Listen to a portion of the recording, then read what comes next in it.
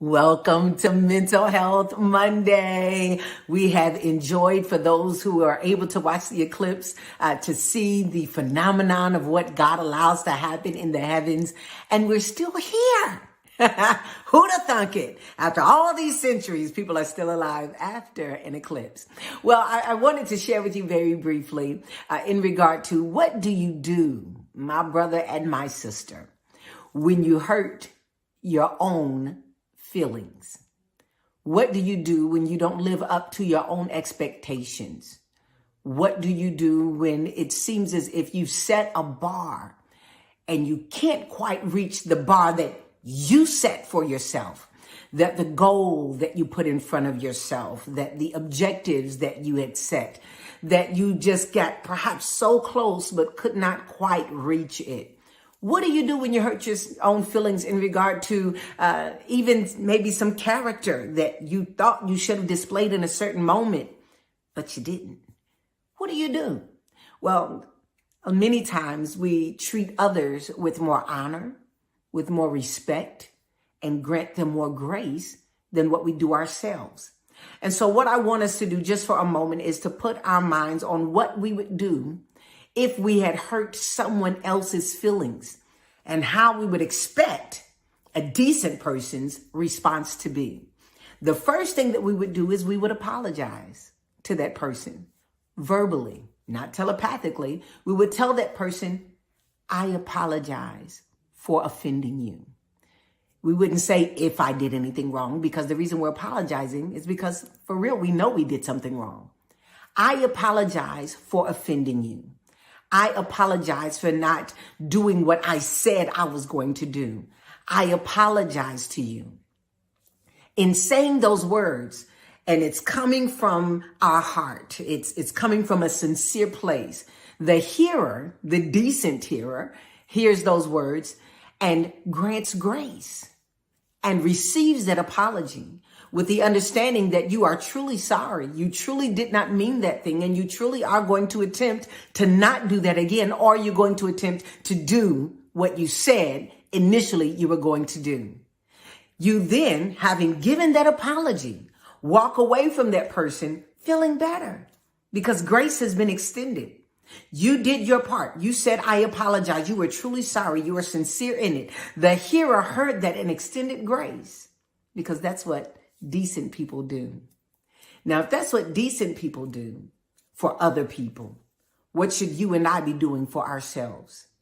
Have you ever disappointed yourself and had the thought because I'm struggling with forgiving myself, I'm struggling with being able to move on past it, to actually look in the mirror and tell yourself, Stacy, I'm sorry that you didn't live up to the expectation that you had for yourself. Stacy, I'm sorry that you didn't meet that goal. You were so close, but you didn't quite make it. Stacy, I'm sorry that in that moment, your character did not display all the prayer and all the fasting and all the Bible study. It just didn't display it. So Stacy, girl, I'm sorry. If it's a brother looking in the mirror and saying, I'm sorry that for my family, maybe I didn't meet this. I didn't meet that quota. I didn't meet that goal. For my business, I didn't meet that. Whatever it may be, looking at yourself and telling yourself that, perhaps it'll make a difference in regard to then being able to extend grace to ourselves, to see ourselves in the mirror, to say the words from our mouth, from a sincere heart, so that we can release the bitterness, the resentment, the regret toward ourselves.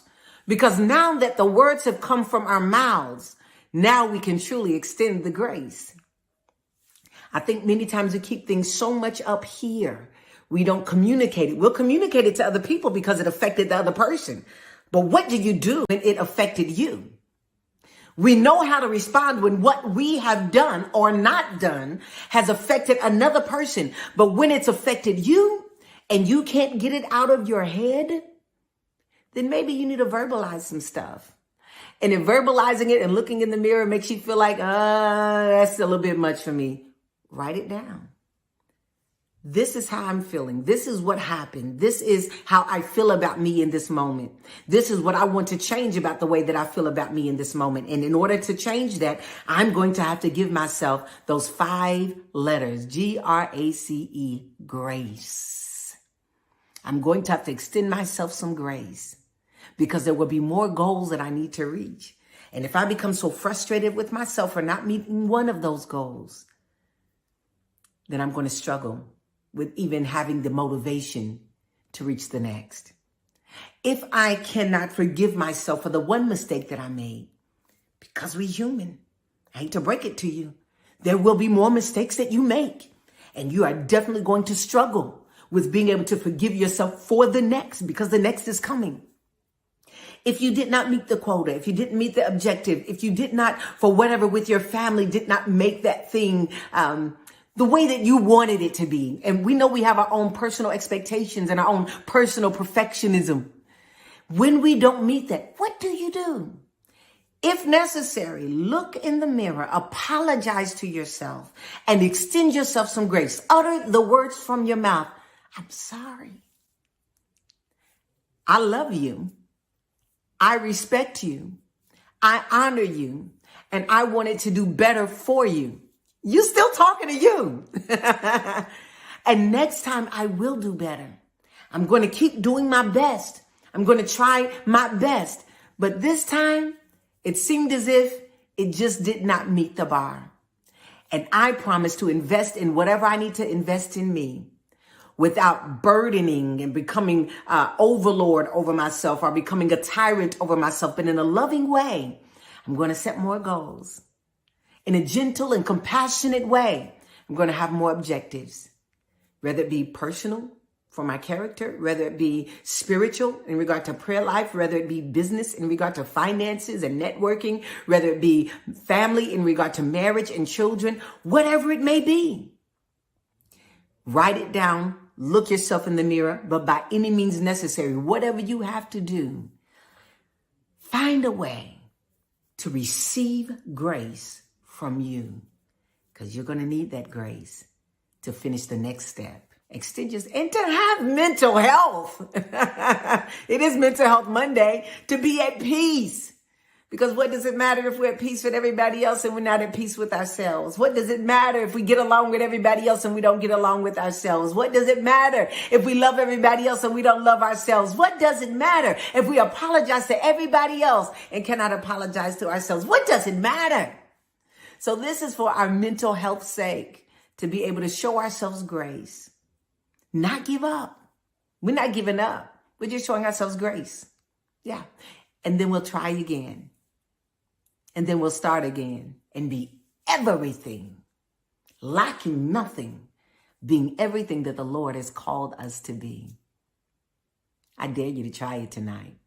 Look in the mirror or write it on paper. Tell yourself, if that's you, I'm sorry.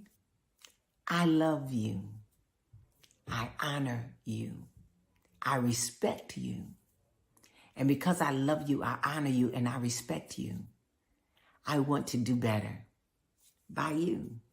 I honor you, respect you, and love you enough to want to forgive you, to show you grace, so that we can continue on and be better today than we were yesterday. Let's practice self-love, not just in word, but in deed. Take every doubt, every burden, every hang-up, every disappointment, release it so that you can move on and be what God has called for you to be. God bless you. I love you. I pray that you have an amazing day. Remember, don't you worry about anything God ain't worried about. And God ain't worried about nothing.